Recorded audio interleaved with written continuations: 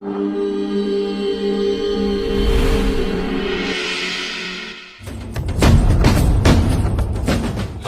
literally means a lock. That is, you engage certain locks in the body so that your energy behaves in a particular way. Why these bandhas? What they can do for you? Have you heard of a word called Ojas? O-J-A-S, Ojas? No? No? Okay. The word Ojas means a non-physical dimension of energy. That is, you can generate a certain amount of non-physical dimension of energy around you.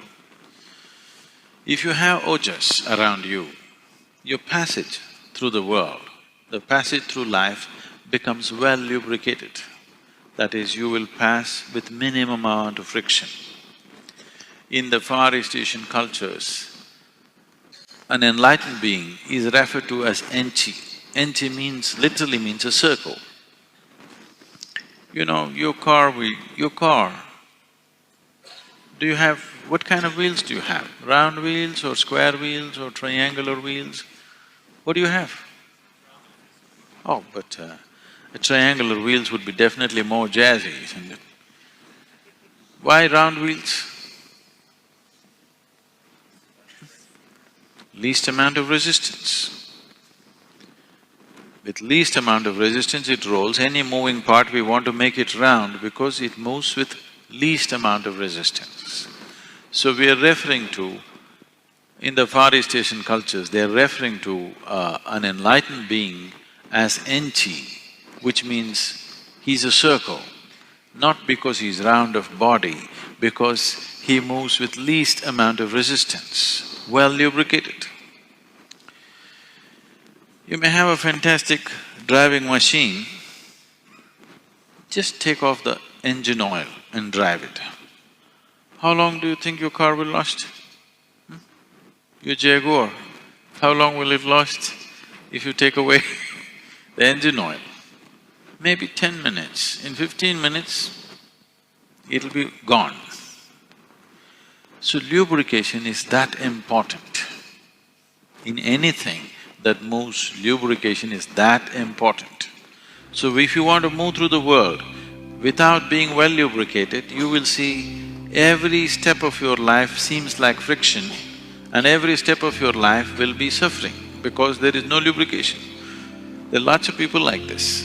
They're intelligent, they're competent, they're capable, but their life is a mess because every step they take, they are in friction with something.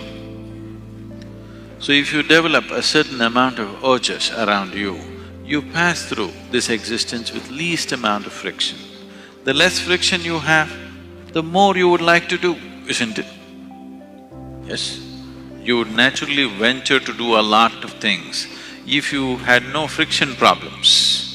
But every day you step out, you get into some friction, you will hesitate tomorrow to step out. This is happening all the time, isn't it? When you develop ojas, if you start developing ojas, one thing that will happen to you is all the excess weight in the body will start going away by itself.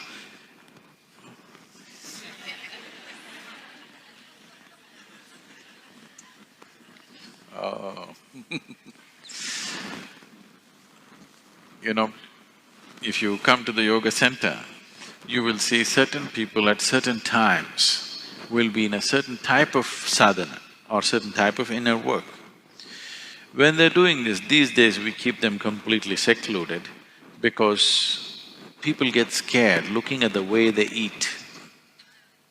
They will eat 10 times of what a normal person would eat, heaps of food, but they will be losing weight. We will put them on high-fat diet, all ghee, milk, butter, like this. In spite of that, they will continue to lose weight simply because they're converting the physical into non-physical dimension of energy. Whatever they consume is just burnt and it doesn't become body, it becomes another dimension of energy. In yoga, we call this as stealing from the earth because Whatever you have right now, the mass of your body, is something that you have borrowed from this planet. You can borrow. Mother Earth is very generous with the loan that she gives. You can borrow as much as you want if you can carry it around. But when the time for payback comes, she will collect atom to atom. If you say, I've been here for so long, let me have one atom as a souvenir, no deal. She collects every atom back. So this is considered stealing from the earth because now you transform physical into non-physical dimension of energy. Now she cannot stop you. You can take it away with you. So this is packaging something for a long journey without she knowing about it. Otherwise, she will grab it back. If it's in the physical form, she'll filter it out.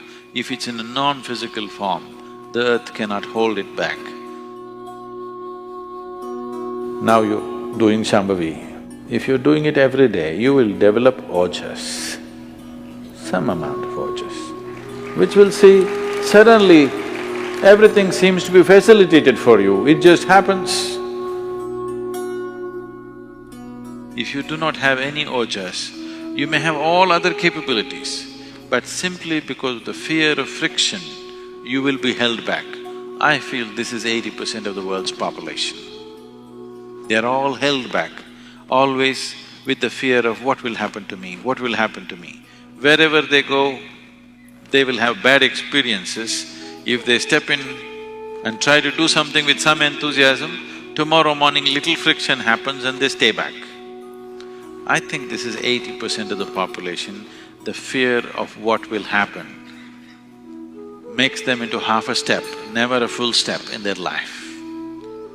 So, Ojas or generating Ojas is a very important part of living successfully in whatever you're doing.